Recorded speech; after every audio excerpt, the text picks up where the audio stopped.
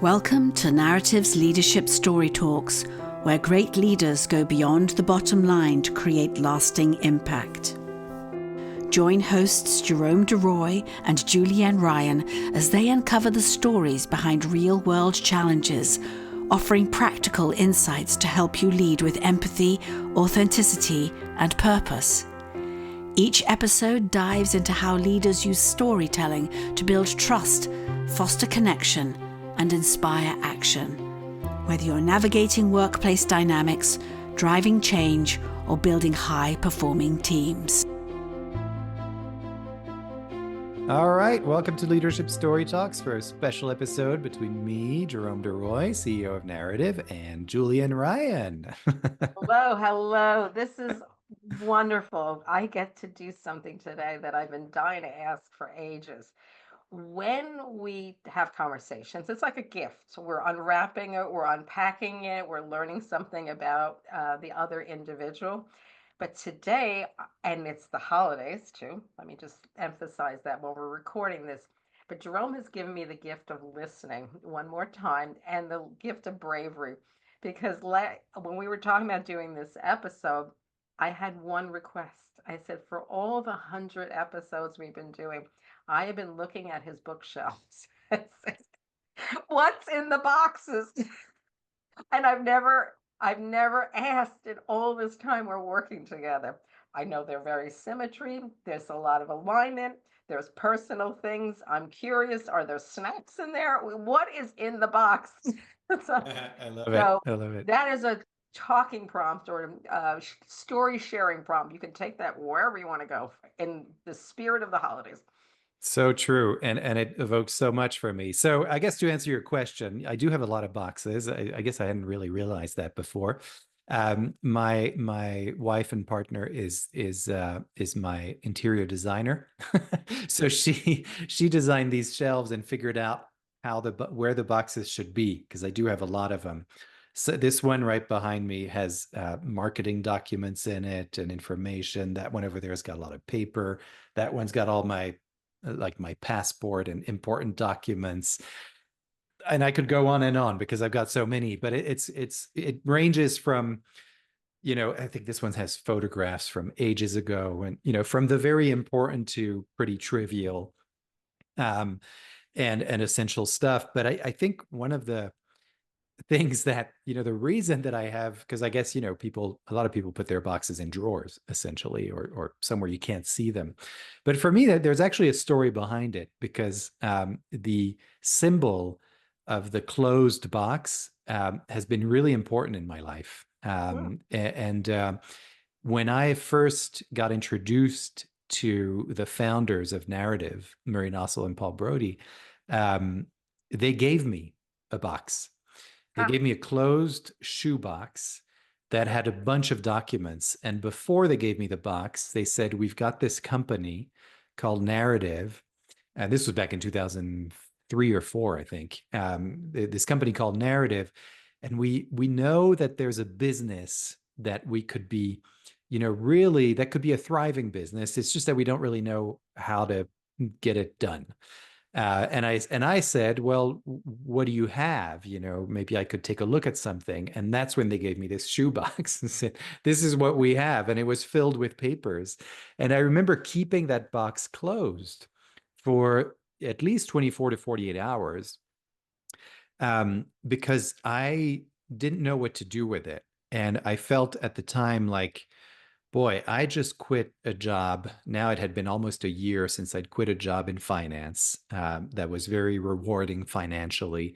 I had left a very comfortable life in Hong Kong in Asia, and I had come to New York to work in a creative field.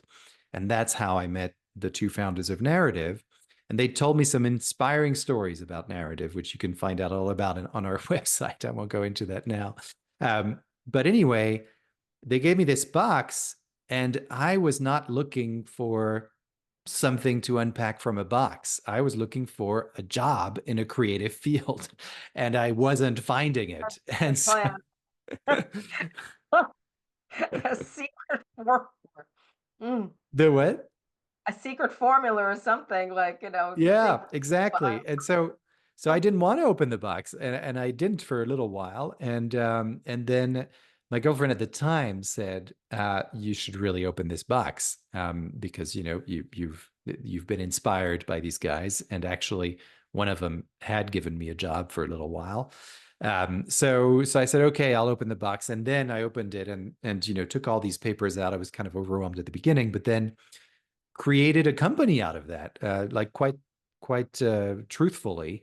That's sort of what happened, is that I got inspired by what was in the box, and I saw very specific things about narrative and what it could do. I saw specific things about this method of listening and storytelling, how to tell a great story, and all these experiences they'd had, emails from people from different companies saying they were interested in this, and how could we sell that, et cetera, et cetera. And I put post-it notes on all these piles of papers. And then I came back and I had a PowerPoint presentation. I came back to the two founders a week later, and it said business plan for narrative. And I still have that somewhere in one of these boxes, But because I had put it together even with a little binder and everything. So yeah, so the mystery of the unopened box, is something that's very attractive to me, and I think the inspiration and bravery, as you talked about, to open the box, is really the message that I get from that. oh my God. See, don't I always say in my writings, ask one more question and you get a lot of interesting things? I live by that. It's opened up in abundance.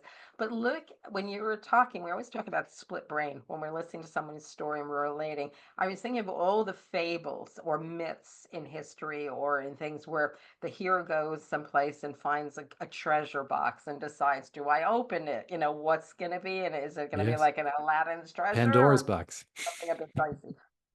So, and then it could be your dream in there, or you're like, what now? Mm. Um, and unexpected. So there's a risk, but we also carry boxes inside of us. We have this little lockbox of secrets, information, things that informed us. And I think that's the part of also the storytelling that we're doing.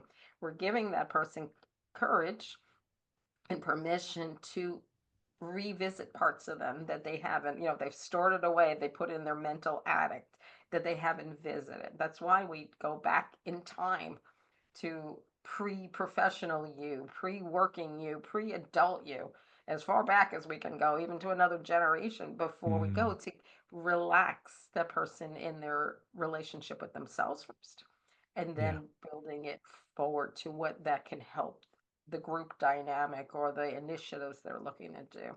So boxes, are really helpful.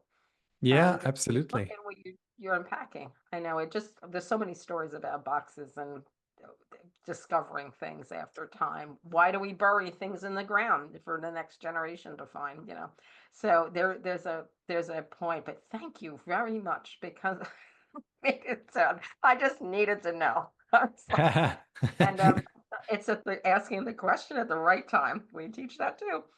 And Yeah. figuring out we're in a good relationship. I can finally ask you. All right. Well, your wife Mm. has great taste. She has boxes that match. That says a lot. Yes, yes. Well, all credit to my wife. That's not me. But yeah, no, and yes, and I love that invitation. What are the boxes, that still need to be opened within you and your life? And then what are the boxes that you closed up a long time ago that Mm, perhaps could be reopened? Or maybe they were closed for a reason at that time, and now it's time to reopen those and rediscover those. I think we talk a lot about in our work when we work with people, to kind of discover parts of yourself. You're going to discover parts of yourself that you either forgot about or just didn't know about. mhm. And yeah, it's a risk. We talk a lot about risk on this podcast, around storytelling, because it is a personal, endeavor, and you're going to express parts of yourself to someone else at some point. And that's, of course, risky and it's kind of scary. But yeah, start with that box, start with those boxes in your life, and see which ones you might want to unwrap. And maybe there are currently some boxes that are open that need to be closed. And close that chapter and get to the next one. So mixing analogies now, I'm going to books. Repurpose repurpose it. Yeah, You repurpose. that Exactly. box Yeah. and let go of old stories, Yeah. etc. So Yeah. see, that one curious question could really take us in a lot of different directions. So Yeah. Thank you so much. Thanks for asking the question. It was fun to answer it. All right. Well, dear listeners, thanks so much for listening to us, and thanks, Julienne, for suggesting this prompt for this episode, all and about and yeah, and just inviting again everyone else to explore those boxes in your life and open them and reopen them, repurpose them, et cetera, et cetera. It's an act of discovery, and if you want support in discovering who you are, what you do, how you do it, why you do it, and telling a story about it, you can certainly visit our website, narativ.com, to learn more and reach out directly to us through the website as well. We're always happy to listen to you and read your messages, tell us what's working, and what are the wins in your life at the moment. We always love to hear those stories. So thanks again for listening, and we will see you next time. Yes, bye. Bye. For more information on the narrative listening and storytelling method and how it can help your business, go to narativ.com.